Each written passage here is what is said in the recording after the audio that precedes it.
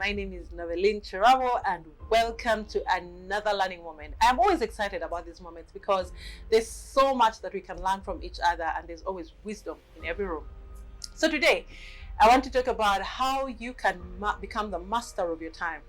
Time is a very interesting thing because it's something we all have, and yet for many of us, you feel like you're always juggling so many things and you need 36 hours or 48 hours in your day. Well, I do feel like that sometimes. I just want to have more time because there's always more things to do than the time. However, over the years, I have realized that time is about being managed.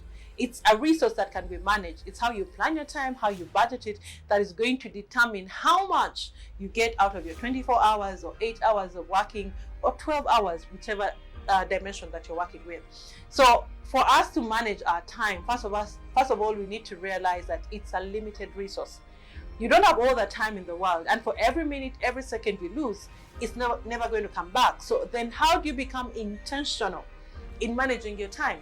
Because if you think it's going to work itself, it's not going to work itself. You have to be intentional. You have to set strategies. You have to do certain things. And in this video, I want to share 5 practical tips that can help you become a master of your time. So you stop wasting time on things that are not important, on wasting time that things are not giving you the results you are looking for. The flip side of failing to manage your time is that you're going to end up in a rat race, you're going to be stressed out, you're going to be burnt out, but more importantly, you're going to be unproductive, which is not a good thing for you as a person who is employed or for you as a person running your own business. So how do you become a master of your time? The first thing you need to do is to prioritize. Before you get me wrong, every time we talk about prioritizing, people think about to-do list. I'm not talking about your to-do list. I'm talking about prioritizing. I do use to-do lists sometimes.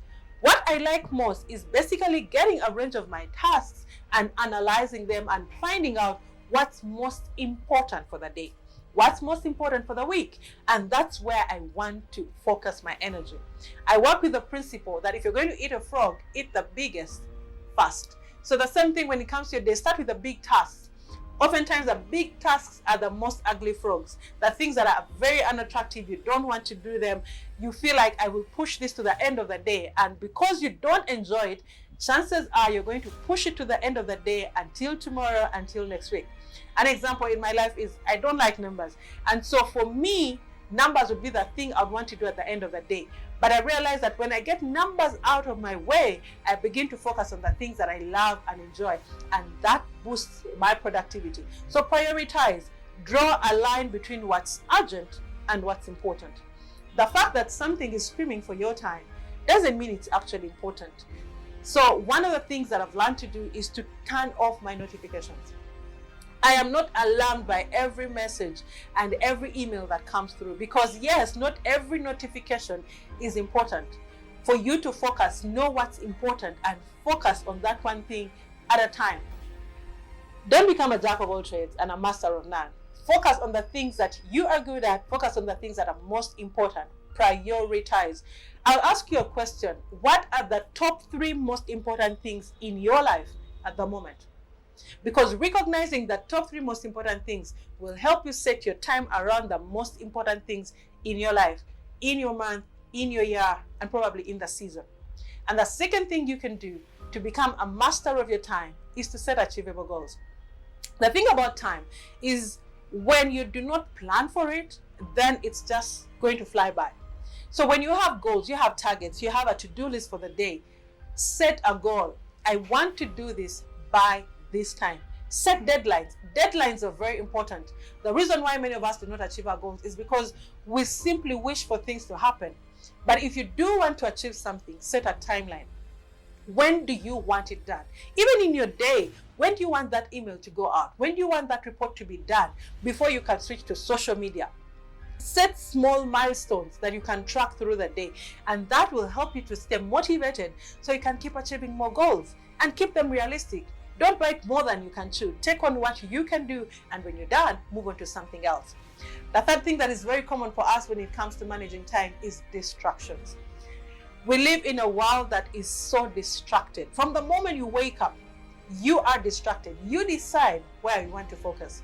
I hope and pray that the first thing you do is not switch on your phone, because if you do, then you are losing time and productivity. For you to cut out distractions, first of all, you need to identify what is distracting you. What are your distractions? Is it children? Is it emails? Is it social media? Is it your colleagues in the office?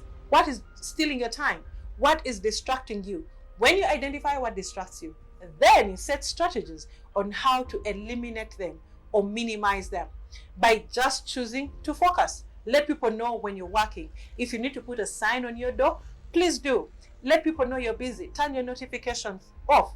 One of the things I do when I'm working on something, I turn my phone on silence and turn it upside down. So I don't even know what's happening. And when I'm done, I'll pick up my phone and return all the calls and respond to all the emails and all the inboxes that I have at the moment.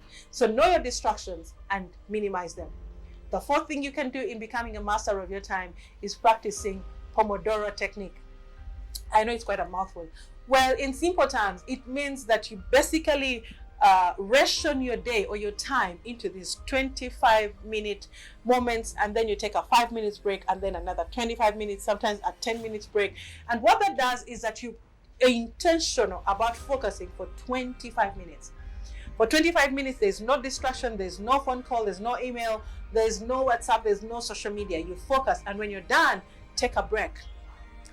Go get some tea, take some coffee, take a walk, breathe in the air, have a small chat with your neighbor, and then come back and concentrate for another 25 minutes. That's a great way to manage your time, especially if you're someone that is easily distracted and has a low attention span.